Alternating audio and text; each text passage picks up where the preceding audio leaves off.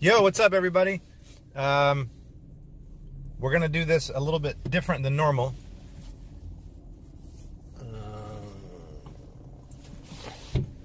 Because I'm on the road, and I actually got to do a couple of things here. So this is going to be a very, very interesting little process here this morning. But welcome back. I am excited to be back at this. I know it's been 3 weeks almost since I've done one of these. I got really sick coming back from Thanksgiving.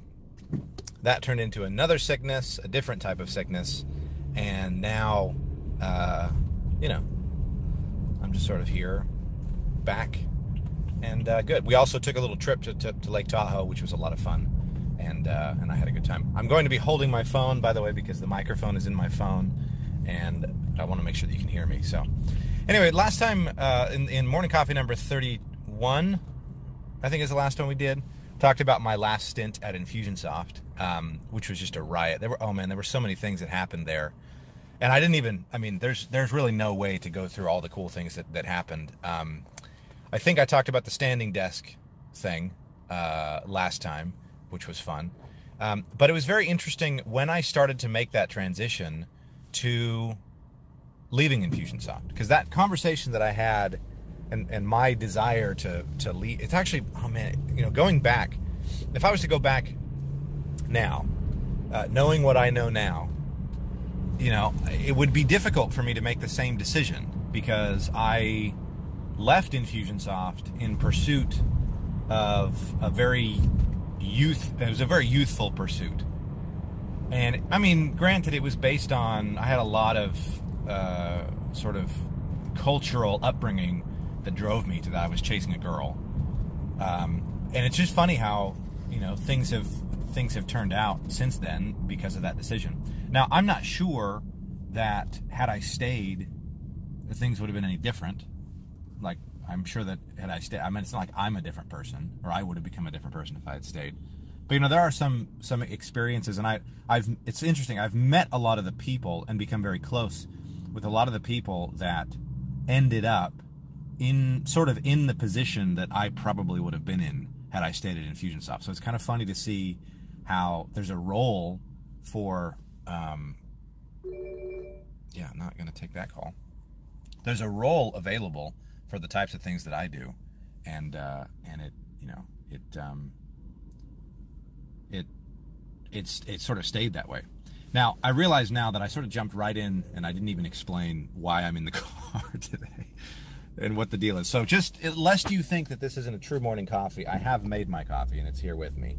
But I'm on my way to drop off some packages for Sue. She's mailing some stuff out. The post office opens at 8:30, so I figured this is the perfect, it's the perfect time to do one of these. But this is in true me fashion. We just got back from Lake Tahoe, and I have no gas in my car. So the range calculator thing says I have 2 miles, which is about it's like, as I'm going to drive, that's going to be exactly enough to get me there and like half of the way back. So we're going to see how that turns out. I may have to just pull over and get some gas on the way back, but it'll be fine. Anyway, when I left Infusionsoft the first time, I was excited to get up to Utah. I was excited for the prospect of what was going to happen. Excited for the new thing. I like new things. So I was excited for the fact that, there was a bunch of new things that I had never tried before, and then I was gonna get a chance to take a look at and try out. And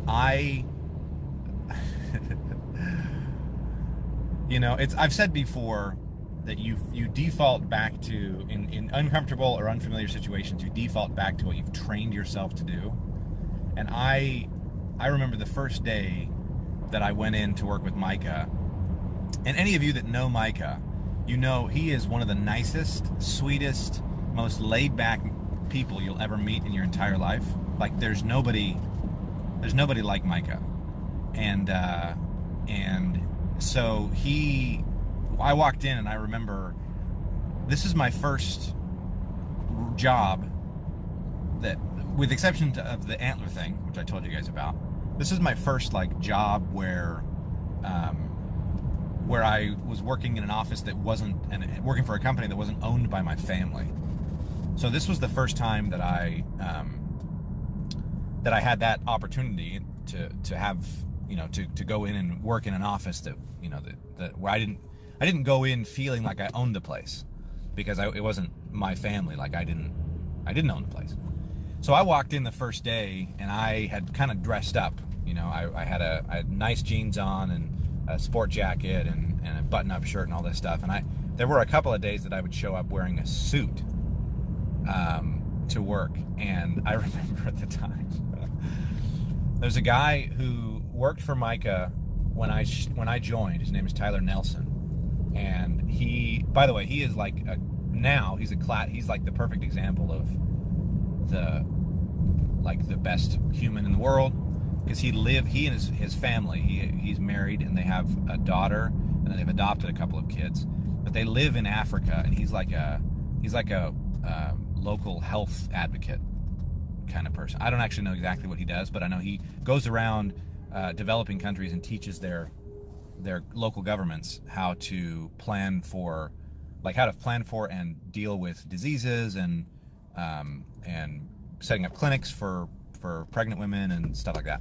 So he's like do-gooder extraordinaire, and he flies all over the world. Like he's very famous. Anyway, at the time he was like our web guy, and I joined to help with the Infusionsoft consulting and all that kind of stuff. And I remember, it wasn't until later that he actually said this to me, but I remember he told me later that he and Micah had both talked about the fact that I showed up in a suit, and they were like, I don't know if this guy's not probably not the best cultural fit, because he like, we're not gonna wear suits, like that doesn't work for us. And luckily over time I realized, without really having to anybody having to say anything to me directly, I realized that I probably didn't need to wear a suit to work, so I stopped wearing a suit.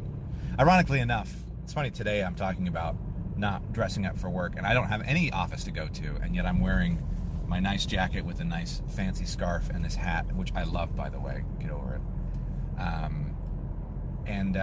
But anyway, it was just a very interesting experience back then, because it was my first experience kind of venturing out, being away from home, being away from everything that I was familiar with and comfortable with, and in a position where I was working. The big shift was that I was no longer part of a whole. Like the Infusionsoft consulting angle part of the business was me. And we were one of the original consulting agencies doing Infusionsoft work. And so I was like, Micah would talk to them and sell them on the concept, and then I would consult with them on Infusionsoft, and then Tyler would build their website. And this was way back. I mean, people didn't even at this time, people weren't really generally aware of what WordPress was capable of. So this is all kind of like pre WordPress taking over. You know what I mean? This is like, nobody really understood what WordPress was capable of. And at the time, it was an open source blogging platform, which is what it was built to be. Let's hope I don't get hit here.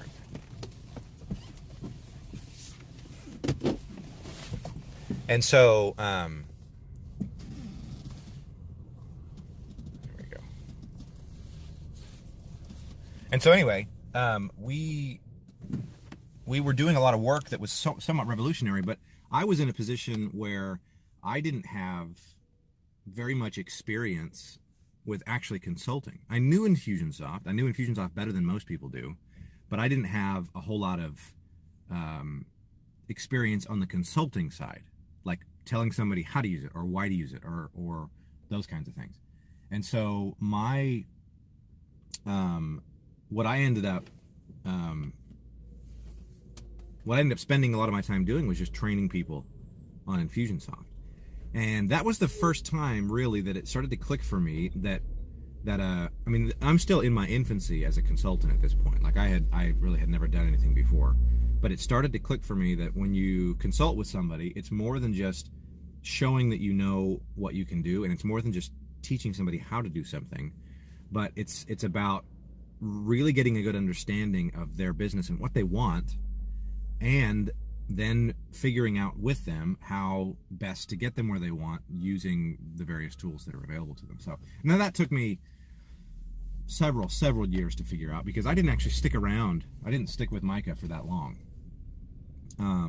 I ended up, I should actually pull forward here just a little bit. I ended up working with him for a little while, and through various unfortunate circumstances, we ended up running, like, just that business had to end up getting shut down, and so we didn't have. It wasn't like we could just keep going, and so I ended up leaving that company, and then and going and getting a job. This is great. I went and got a job so I was in Provo, Utah, going to BYU. I went and looked for, first of all, I went and looked for a job, and it actually, I'd come out of this position where I had gone from doing the Antlers to Infusionsoft, back to Infusionsoft, back to Infusionsoft, and then to getting this job with Micah with no real effort. Like, I've never actually made a resume and shown it to somebody. I've never actually, at least up to this point, I didn't even know really how that worked. And I just figured that I was overqualified for everything. I didn't even really know what being qualified for a job was. So I remember I went in and interviewed for a position. I don't even remember exactly what it was, but it was a position in the grounds department. And I believe it was for like a coordinator in the grounds department at BYU. And I didn't get the job. And it was the first time that I had been in a position where, I thought that the job should have been mine, and I just didn't get it. Just straight up did not, just didn't get it.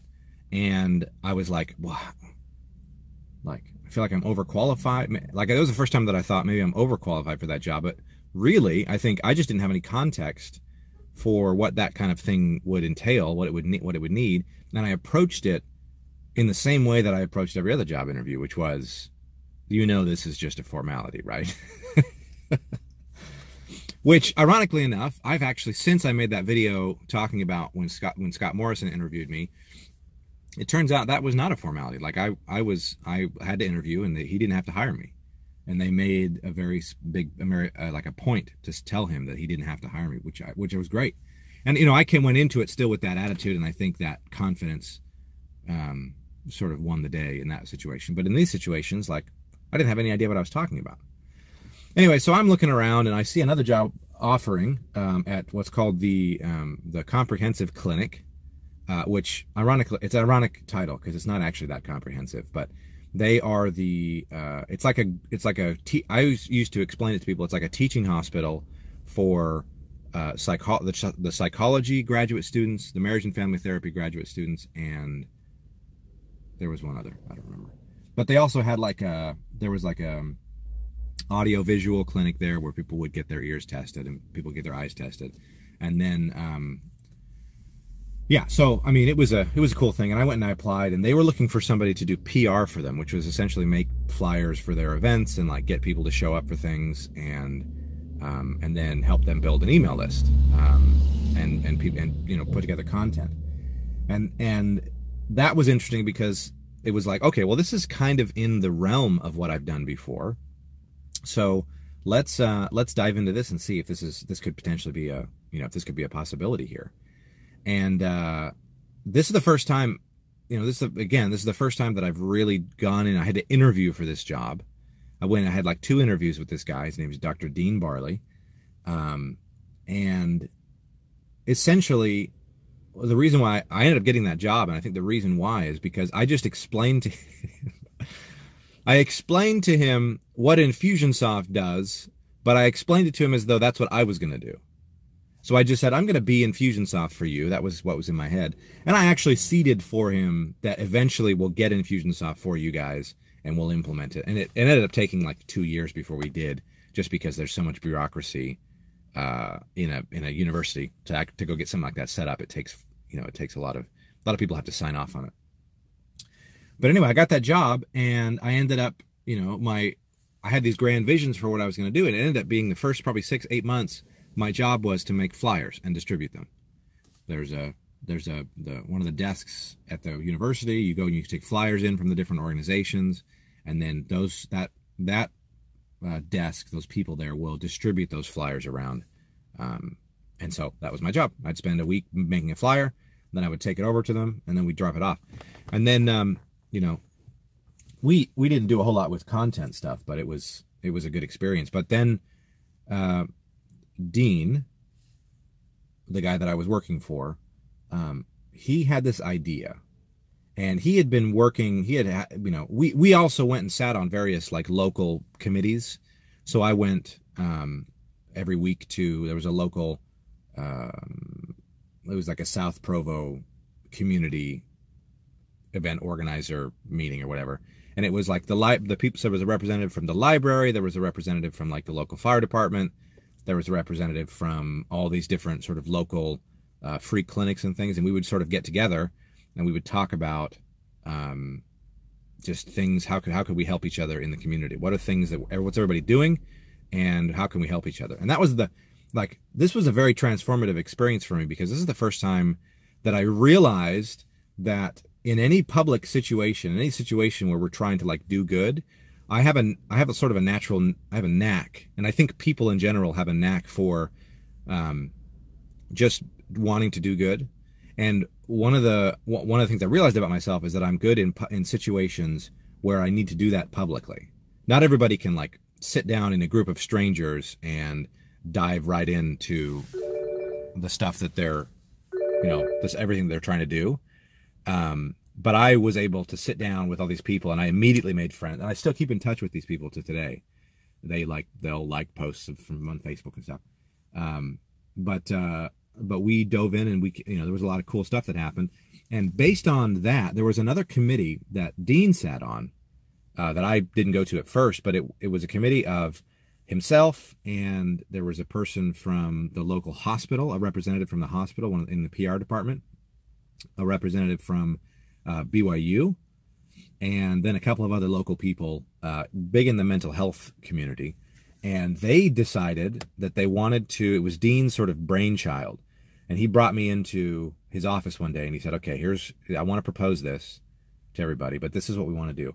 I want to get all of the people in Utah County that we call them gatekeepers, but that are people who may at some point refer their constituents